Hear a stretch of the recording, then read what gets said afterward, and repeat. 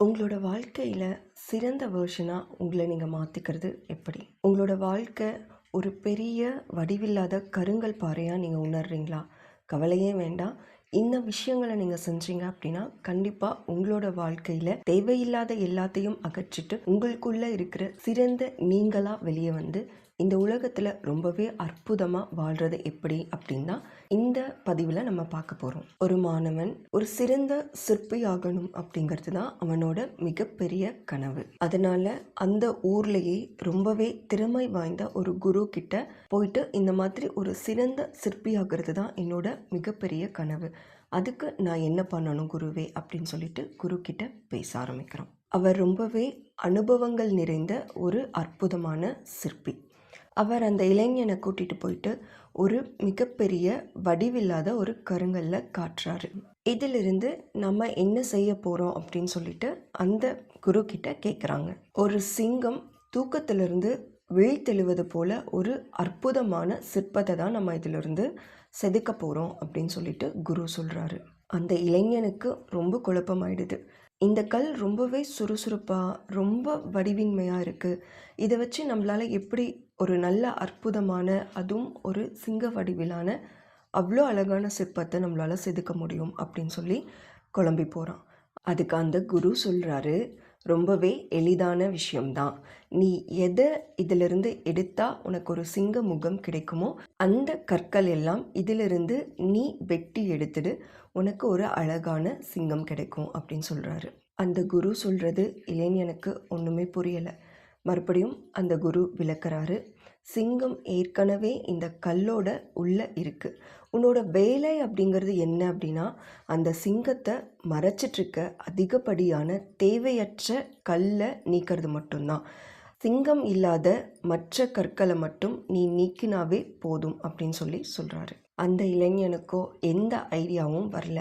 முதன் முறையாக நீ வந்திருக்க, உனக்கு நானே அதை எல்லாத்தையும் எளிதாக புரிய வைக்கிறேன் அப்படின்னு சொல்லிட்டு அந்த குருவே செதுக்க ஆரம்பிக்கிறாரு.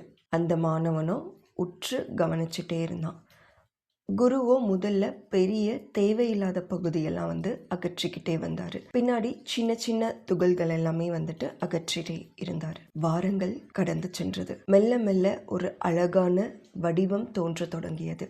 முதலில் தலை, கால், வால் அப்படின்னு சொல்லி மிகப்பெரிய அழகான கர்ஜனையோட விழித்தெல்ற ஒரு சிங்கம் பிறந்துடுச்சு. அவ்வளோ அற்புதமான சிற்பத்தை பார்த்த உடனே அந்த மாணவனுக்கு ரொம்ப சந்தோஷமாயிடுது. உடனே அவன் குருவை நோக்கி சொல்றான், இப்பதான் நீங்க சொன்ன வார்த்தைக்கான அர்த்தம் எனக்கு தெளிவா புரிஞ்சது. நீங்க சொன்னது எல்லாமே சரிதான். அந்த சிங்கம் அங்கேயே தான் இருக்கு. தேவையில்லாத கற்களையும் தேவையில்லாத விஷயத்தையும் நம்ம அகற்றிட்டாலே அந்த இடத்துல நமக்கு தேவையான உருவம் கண்டிப்பா கிடைச்சிரும்ன்றது எனக்கு புரிஞ்சிருச்சு. இதான் நம்மளோட வாழ்க்கையிலும் மிகப்பெரிய மறைக்கப்பட்ட உண்மை. உங்களோட சிறப்பு அப்படிங்கிறது ஏற்கனவே உங்களுக்குள்ள இருக்கு. நீங்க தேவையில்லாத கல்லை அகற்றிட்டதுக்கு அப்புறம் ஒரு சிங்கம் தெரிகிற மாதிரி உங்களுக்குள்ள இருக்கிற தேவையில்லாத எண்ணங்களை எல்லாம் விலக்கி வச்சாலே போதும், நீங்களும் ஒரு சிறந்த மனிதரா மாறலாம். உங்களை நீங்க உருவாக்கும் போது அகற்றப்பட வேண்டிய சில சிறப்பம்சங்கள்லாம் என்ன அப்படின்னா,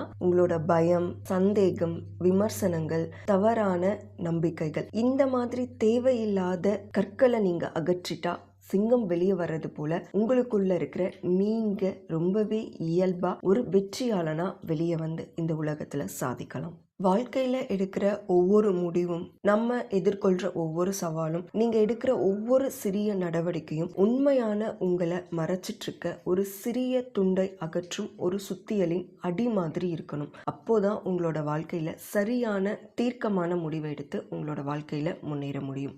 நீங்க யாருன்றத உணர்ந்து உங்களுக்குள்ள இருக்கிற அந்த தேவையில்லாத கற்கள் என்ன அப்படிங்கறத அறிந்து அதையெல்லாம் நீக்கிட்டாலே உங்களுக்குள்ள இருக்க சிங்கமும் கர்ஜனையோடு வெளியில வரும். நன்றி.